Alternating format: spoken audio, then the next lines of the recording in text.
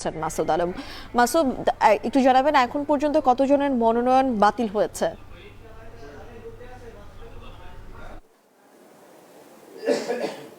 Ma'am, এখন পর্যন্ত কুমিল্লার ৩টি আসন থেকে, বিশেষ করে কুমিল্লা ১, ২, ৩ এই ৩ আসনের যারা প্রার্থী ছিলেন তাদের মনোনয়নপত্র বাছাই শেষে ৩১ প্রার্থীর মনোনয়নপত্র বাছাই শেষে ১১ জন প্রার্থীর মনোনয়নপত্র বাতিল ঘোষণা করেছেন জেলা রিটার্নিং কর্মকর্তা। তারা আমাদেরকে জানিয়েছেন যে আসলে যে সকল প্রার্থীর মনোনয়নপত্র বাতিল হয়েছে তাদের মধ্যে স্বতন্ত্র প্রার্থীর সংখ্যাই আসলে বেশি। দলীয় প্রার্থী রয়েছেন, তবে দলীয় প্রার্থীর মধ্যে কুমিল্লা ৩ আসনের জামায়াত মনোনীত প্রার্থী ইউসুফ সোহেল, তিনি তার যে মনোনয়নপত্র জমা দিয়েছিলেন সেখানে তিনি তার যে তথ্যগুলো তিনি দিয়েছিলেন সেখানে তথ্যের ঘাটতি ছিল। একই সঙ্গে তিনি যে ক্রমানুসারে যে তথ্যগুলো দিয়েছিলেন সেখানেও আসলে তিনি ক্রমানুসারে দিতে পারেননি, যার কারণে নানান অসঙ্গতি থাকার কারণে মূলত তার মনোনয়নপত্র বাতিল হয়েছে। একই সঙ্গে কুমিল্লা ২ আসনে গণ অধিকার পরিষদের একজন প্রার্থীর মনোনয়নপত্র বাতিল হয়েছে, আর কুমিল্লা ১ আসনে মনোনয়নপত্র বাতিল হয়েছে সর্বমোট ৫ জনের। এখানে স্বতন্ত্র প্রার্থী রয়েছেন ৩ জন আর দলীয় প্রার্থী রয়েছেন ২ জন।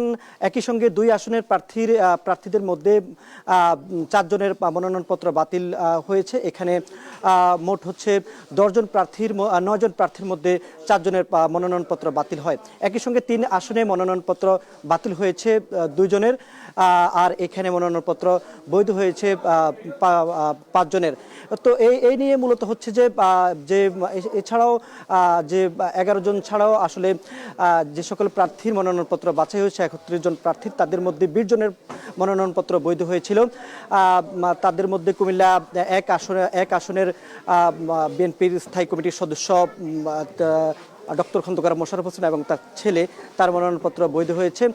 একই সঙ্গে কুমিল্লা ২ আসনে বিএনপির প্রার্থী রয়েছেন কুমিল্লার বিভাগীয় সাংগঠনিক সম্পাদক সেলিম ভুঁইয়া, তার মনোনয়নপত্র বৈধ হয়েছে। একই সঙ্গে কুমিল্লা ৩-এর শাহ মোহাম্মদ কায়কোবাদ, তিনি বিএনপির ভাইস চেয়ারম্যান, তার মনোনয়নপত্র বৈধ হয়েছে। এখন মনোনয়নপত্র বাছাইয়ের কার্যক্রম শুরু হবে কুমিল্লা ৪, ৫ এবং ৬ আসনের। কুমিল্লা ৪ আসনে হেভিওয়েট প্রার্থীদের মধ্যে হাসনাত আব্দুল্লাহ রয়েছেন, তিনি কুমিল্লা ৪ আসনের এনসিপির মনোনীত প্রার্থী এবং এনসিপির মুখ্য সংগঠক হাসনাত আব্দুল্লাহ তিনি উপস্থিত থাকবেন বলে আমরা শুনতে পারছি। তবে এই কিছুক্ষণ পরে ৪ আসনের মনোনয়নপত্র যাচাইয়ের কার্যক্রম শুরু হবে। একই সঙ্গে কুমিল্লা ৫-এর প্রার্থী রয়েছেন, তবে এখানে হেভিওয়েট প্রার্থী না থাকলেও কিন্তু এখানে জামায়াত ইসলামী এবং বিএনপির প্রার্থীদের মধ্যে প্রতিদ্বন্দ্বিতা হবে। একই সঙ্গে কুমিল্লা ৬ আসনে ২ জন হেভিওয়েট প্রার্থী রয়েছেন, কুমিল্লার হাজী আমিনুর রশিদ ইয়াসিন এবং মনিরুল হক চৌধুরী।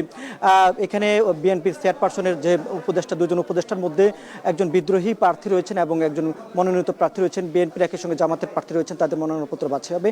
তবে আমরা এই যে বাছাই কার্যক্রম শেষে বিস্তারিত জানাতে পারবো। তো ছিল কুমিল্লা থেকে সবশেষ।